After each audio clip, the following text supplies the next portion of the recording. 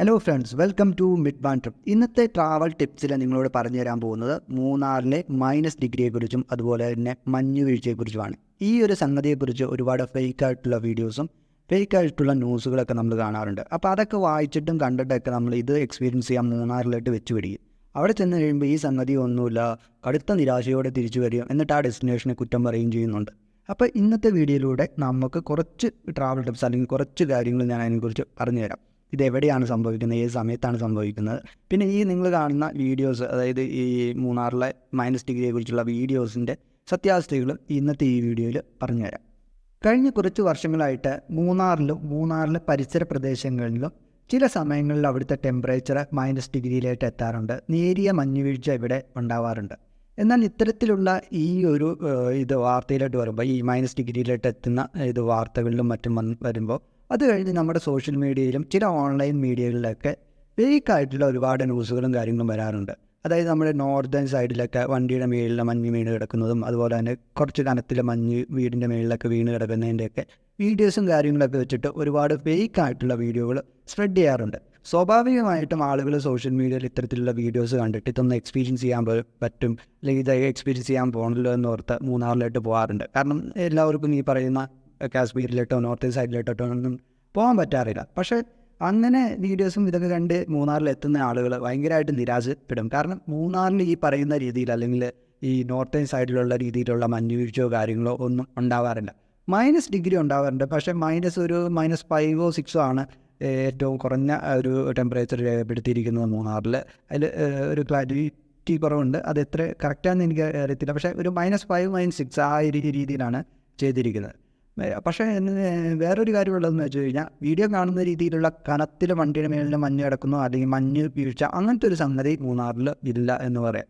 ചെറിയ നേരിയ രീതിയിൽ ഈ തേയിലയുടെയൊക്കെ മേളിലൊക്കെ ഒരു മഞ്ഞിൻ്റെ വരുന്നു, ഒരു ചെറിയ പാളി വരുന്നതല്ലാതെ, ചെറിയ രീതിയിൽ നേർത്ത രീതിയിൽ വരുന്നതല്ലാതെ നമ്മൾ വീഡിയോ കാണുന്ന രീതിയിലുള്ള ഒരു സംഗതി ഈ പറയുന്ന മൂന്നാറിലോ ഇതുവരെ റിപ്പോർട്ട് ചെയ്തിട്ടില്ല. ഇനി ക്ലൈമറ്റ് ചേഞ്ചിൻ്റെ ഭാഗമായിട്ട് ഉണ്ടാവുമോ ഇല്ലയോ എന്നും അറിയത്തില്ല. പക്ഷേ ഇതുവരെ അങ്ങനെ ഒരു സംഗതി ഉണ്ടായിട്ടില്ല. അപ്പോൾ നിങ്ങൾ ചെയ്യേണ്ട ഇത്ര മാത്രമേ ഉള്ളൂ. അതായത് ഇത്തരത്തിലുള്ള ന്യൂസുകൾ നിങ്ങൾ സോഷ്യൽ മീഡിയയിലോ അല്ലെങ്കിൽ ഓൺലൈൻ മാധ്യമങ്ങളിലൊക്കെ കണ്ടു കഴിയുമ്പോൾ, നിങ്ങളൊന്ന് ഏതെങ്കിലും അവിടുത്തെ ലോക്കലായിട്ടുള്ള ടൂർ ഓപ്പറേറ്ററോ അതല്ലെങ്കിൽ ഈ മൂന്നാറിലെ ഏതെങ്കിലും പരിചയക്കാരുണ്ടെങ്കിൽ അവരെയൊക്കെ ഒന്ന് വിളിച്ച് ചോദിച്ചിട്ട് മാത്രം ഇത്തരത്തിലുള്ളിട്ട് പോകാൻ ശ്രമിക്കുക. അതല്ലാതെ നിങ്ങൾ ഭയങ്കര വീഡിയോയും ഇതൊക്കെ കണ്ടുപോയി കഴിഞ്ഞാൽ ഈ പറയുന്ന അതൊന്നും ഉണ്ടാവില്ല.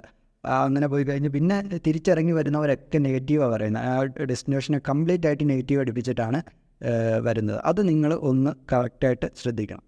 അടുത്ത ഒരു പ്രധാനപ്പെട്ട കാര്യം എന്ന് പറയുന്നത്, ഇത് ഏത് സമയത്താണ് മൂന്നാറിലെ പരിസര പ്രദേശങ്ങളിലും ഈ പറയുന്ന ടെമ്പറേച്ചറിലേക്ക് എത്തുന്നത് എന്ന് എല്ലാവർക്കും ഒരു ഡൗട്ടുണ്ട്. കാരണം പല ആളുകളും തെറ്റിദ്ധരിക്കപ്പെട്ട് പോകുന്നുണ്ട്. എല്ലാ സമയങ്ങളിലും ചെന്നാൽ ഈ ചില ഏരിയകളിൽ ഇത് എക്സ്പീരിയൻസ് ചെയ്യാൻ പറ്റും എന്നുള്ളത്. അതൊന്നുമില്ല. അതായത് കേരളത്തിലെ വിൻ്റർ സമയം എന്ന് പറയുന്നത് നമുക്കറിയാം, ഈ പറയുന്ന ഡിസംബർ, ജാനുവരി, ഫെബ്രുവരി ഒക്കെ വരെയാണ്. അപ്പോൾ ഈ കഴിഞ്ഞ 3-4 വർഷത്തെ ഒരു ഇത് വെച്ച് നോക്കുകയാണെങ്കിൽ ഇത് പല മാസങ്ങളിലായിട്ടാണ് ഇത് റിപ്പോർട്ട് ചെയ്യപ്പെട്ടിരിക്കുന്നത്. കൂടുതലും നമുക്ക് ചില സമയങ്ങളിൽ ഡിസംബർ ലാസ്റ്റ് വീക്കിലൊക്കെ വരും. പക്ഷേ നമ്മൾ ഈ വീഡിയോ ഡിസംബർ ലാസ്റ്റ് വീക്കിലാണ് ചെയ്യുന്നത്. ഈ സമയത്ത് ഇതുവരെ അത് റിപ്പോർട്ട് ചെയ്തിട്ടില്ല ഈ വർഷം. അത് കഴിഞ്ഞിട്ട് ചില വർഷങ്ങളിൽ അത് January first week, second week, last വീക്കിലായിട്ട് പോകാറുണ്ട്. ഫെബ്രുവരി ഫസ്റ്റ് വീക്ക് വരെ അങ്ങനെ റിപ്പോർട്ട് ചെയ്തിട്ടുണ്ട്. അതുകൊണ്ട് നമുക്കിത് ഒരാൾക്കും ഇത് ഏത് സമയത്ത് ഏത് ദിവസം ഇത് വരുമെന്നൊന്നുമില്ല, ആർക്കും പ്രെഡിക്റ്റ് ചെയ്യാൻ പറ്റില്ല. ഈ ഒരു സമയങ്ങളിൽ എപ്പോൾ വേണമെങ്കിലും ഈ -ഡിഗ്രി നമുക്ക് എക്സ്പീരിയൻസ് ചെയ്യാൻ പറ്റും. അടുത്തൊരു ഇമ്പോർട്ടൻ്റ് ആയിട്ടുള്ള കാര്യം, ഇപ്പം നിങ്ങൾക്ക് ഇപ്പോൾ ഏത് സമയത്താണെന്നുള്ളതിൻ്റെ ഏകദേശം ഒരു ധാരണ നിങ്ങൾക്ക് കിട്ടിയിട്ടുണ്ടാവും. അതുപോലെ തന്നെ ഇത് എവിടേക്കാണ് വരുന്നതെന്നുള്ളത് പലർക്കും ഡൗട്ടുണ്ട്. കാരണം ഈ മൂന്നാറെന്ന് എല്ലാവരും പറയും, അല്ലെങ്കിൽ വാർത്തകളിൽ മൂന്നാറെന്ന് പറഞ്ഞിട്ടാണ് ഹൈലൈറ്റ് ചെയ്ത് പോകുന്നത്. പക്ഷേ മൂന്നാർ എന്ന് പറയുന്ന ഡെസ്റ്റിനേഷൻ, ഞാൻ എൻ്റെ മുൻ വീഡിയോകളിൽ ഒരുപാട് മൂന്നാറിനെ കുറിച്ചുള്ള ഗൈഡുകൾ ചെയ്തിട്ടുണ്ട്. അതിലൊക്കെ പറയുന്ന പോലെ മൂന്നാർ എന്ന് പറയുന്ന ഒരു വലിയ ഡെസ്റ്റിനേഷനാണ്. ഒരു 60 കിലോമീറ്റർ, അതായത് മൂന്നാർ സെൻറ്ററിൽ നിന്ന് നമ്മളൊരു സർക്കിൾ വലിക്കുകയാണെങ്കിൽ അതിൻ്റെ റേഡിയസ് ഒരു 60 കിലോമീറ്റർ ഡിസ്റ്റൻസ് വരുന്നുണ്ട്. അങ്ങനെ പല പാർട്ടുകളായിട്ടാണ് മൂന്നാർ വരുന്നത്, പല ലൊക്കേഷനുകൾ വരുന്നുണ്ട്. അതുകൊണ്ട് തന്നെ മൂന്നാറിൽ നിങ്ങൾ എല്ലാ ലൊക്കേഷനിലും പോയിട്ട് ഈ -ഡിഗ്രി എക്സ്പീരിയൻസ് ചെയ്യണമെന്ന് പറഞ്ഞാൽ നടപടിയാവുന്ന കേസല്ല. അതിനൊരു ഉദാഹരണം പറയുകയാണെങ്കിൽ, ഇപ്പോൾ മൂന്നാറിൽ ഏറ്റവും ബഡ്ജറ്റായിട്ടൊക്കെ റൂമുകൾ കിട്ടുന്ന ഒരു സ്ഥലമാണ് ആനച്ചാൽ എന്ന് പറയുന്നത്. അവിടെ പോയിട്ട് നമുക്ക് -ഡിഗ്രി കിട്ടണം, എക്സ്പീരിയൻസ് ചെയ്യണമെന്ന് പറഞ്ഞു കഴിഞ്ഞാൽ നടപടിയാവുന്ന കേസല്ല. കാരണം അവിടെ അങ്ങനെ ഒരു ക്ലൈമറ്റോ കാര്യങ്ങളോ വരുന്നതല്ല. എന്നാൽ മറിച്ച് നിങ്ങളിപ്പോൾ വട്ടവട അല്ലെങ്കിൽ എല്ലപ്പെട്ടി അങ്ങനെ പോലുള്ള സ്ഥലങ്ങളിലോട്ട് പോവുകയാണെങ്കിൽ തീർച്ചയായിട്ടും നിങ്ങൾക്ക് ഈ പറയുന്ന ഈ സമയങ്ങളിൽ റിപ്പോർട്ട് ചെയ്യുന്ന ആ ദിവസങ്ങളിൽ നിങ്ങൾക്കിത് എക്സ്പീരിയൻസ് ചെയ്യാൻ പറ്റുന്നതാണ്.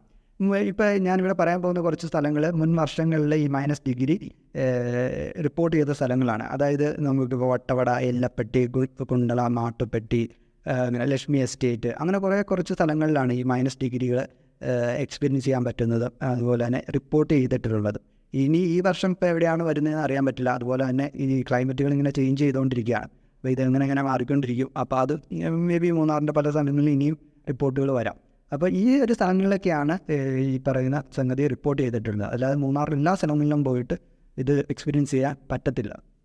അപ്പോൾ ഇതൊക്കെയാണ് പ്രധാനമായിട്ടും നിങ്ങൾ ശ്രദ്ധിക്കേണ്ട കാര്യങ്ങൾ. അതായത് ഒന്നാമത്തെ കാര്യം എന്ന് പറയുന്നത്, നിങ്ങൾ ഈ സോഷ്യൽ മീഡിയ കാണുന്ന രീതിയിലുള്ള നോർത്തിലേക്ക് വീഡിയോസ് ഇങ്ങോട്ട് കൺവേർട്ട് ചെയ്തിട്ട് മൂന്നാറാണെന്ന് പറയുന്നത് നിങ്ങൾ വിശ്വസിക്കരുത്. അതിന് പകരം നിങ്ങൾ ഏതെങ്കിലും ഒരു ലോക്കൽ ഗൈഡിനോടോ ഒരു ട്രാവൽ ഏജൻറ്റിനോടോ ചെക്ക് ചെയ്തിട്ട് മാത്രം പോകാൻ ശ്രമിക്കുക. അതുപോലെ തന്നെ വേറൊരു കാര്യം എന്ന് പറയുന്നത്, നിങ്ങൾ ഈ പറയുന്ന ലൊക്കേഷനുകൾ വളരെ ഇമ്പോർട്ടൻ്റ് ആണ്. അതൊക്കെ കറക്റ്റായിട്ടൊന്ന് ഈ പറയുന്ന ആരോടെങ്കിലും ഒരു അഡ്വൈസ് ചോദിച്ചിട്ട് മാത്രം പോവുക. എല്ലാ സമയങ്ങളിലും ഇത് എക്സ്പീരിയൻസ് ചെയ്യാൻ പറ്റില്ല. പക്ഷേ ഇതല്ലാത്ത സമയങ്ങളിൽ മൂന്നാറിലെ മറ്റ് ക്ലൈമറ്റുകൾ -ഡിഗ്രി അല്ലാത്ത നല്ല തണുപ്പുള്ള ഇതൊക്കെ എക്സ്പീരിയൻസ് ചെയ്യാൻ പറ്റും. നല്ല മനോഹരമായ ഡെസ്റ്റിനേഷനാണ്. ഒരുപാട് ആളുകൾ പല സമയങ്ങളിലായിട്ട് വരുന്നതാണ്. അപ്പോൾ അതൊക്കെ നിങ്ങൾക്ക് മൂന്നാറിൽ പോകാൻ പറ്റും. പക്ഷേ ഈ ഒരു സംഗതി -ഡിഗ്രി മഞ്ഞ് വീഴ്ച എന്നൊക്കെ പറയുന്ന സംഗതി വളരെ വർഷത്തിൽ 1-2 പ്രാവശ്യമൊക്കെ ഈ പറയുന്ന ഡിസംബർ, ജാനുവരി, ഫെബ്രുവരിയിലൊക്കെ സംഭവിച്ചു പോകുന്നൊരു സംഗതിയാണ്. അപ്പോൾ ഇതാണ് എനിക്ക് ഈ ഒരു വീഡിയോയിൽ. ഈ വീഡിയോ നിങ്ങൾക്ക് ഇഷ്ടപ്പെടുകയാണെങ്കിൽ തീർച്ചയായിട്ടും നിങ്ങൾക്കിത് ഒന്ന് ലൈക്ക് ചെയ്യാവുന്നതാണ്, ഷെയർ ചെയ്യാവുന്നതാണ്. അതുപോലെ തന്നെ നമ്മൾ എല്ലാ ദിവസവും ഇത്തരത്തിലുള്ള ട്രാവൽ അപ്ഡേറ്റ്സുകൾ ചെയ്യുന്നുണ്ട്. അതറിയണമെങ്കിൽ തീർച്ചയായിട്ടും നമ്മൾ ഈ ചാനലൊന്ന് സബ്സ്ക്രൈബ് ചെയ്യുക. Thank you.